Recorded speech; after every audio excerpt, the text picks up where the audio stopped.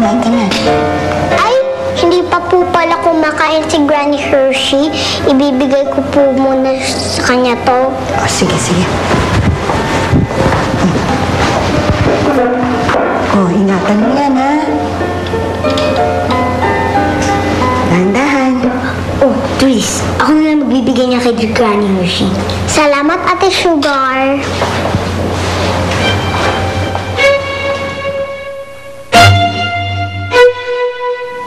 Le, Bansopas, nasaan na? Nagugutom na si Balae. Granny Hershey, ito po. Soup. Ayan po. Thank you. You're welcome po. Judith, ano yung nakaubok sa bulsa mo? Ha? Oo nga, no.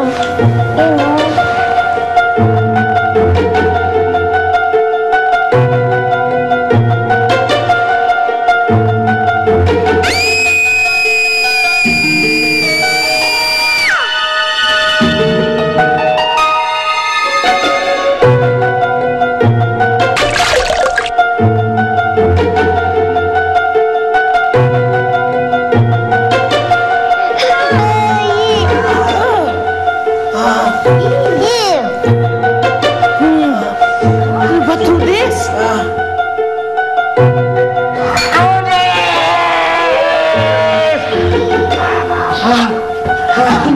Balae, ako nang bahala. Ako nang bahala. Sumigay mo sa tatang yan.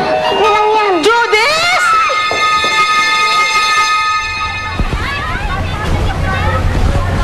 Ronnie! Oh, dahil mo ako sa bahay. Ba't nagmamadali ka? Si Migs, nakalabas na.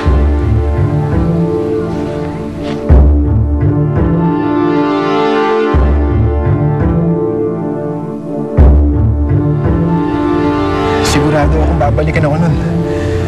Kailangan ko ng tulong mo, Ronnie. Sandali, yung sinabi mo sa akin na siya ang pumatay kay Nick. Totoo ba yun? Oo naman. Tutulungan mo ba ako o hindi? Sige, sumakay ka na.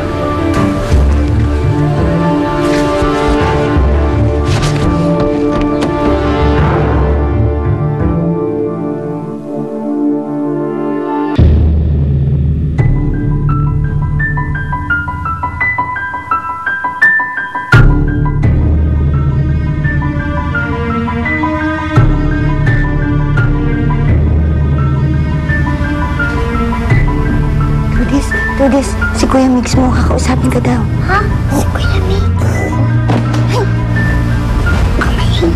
Hey, kausapin mo na, dali. Hello, Kuya Migs. Hello, Trudis. Kamusta ka na? Ikaw ang kamustahin ko, Kuya Migs. Nasa kulungan ka ba, Kuya Migs? Nakalaya na ako. Nag-aalala nga ako sa'yo eh. Hindi ka ba galit sa akin? Hindi po. Hindi ka naman po yung pumatay kay Papa. Tsaka buhay po si Papa. Nakita ko po siya. Ano?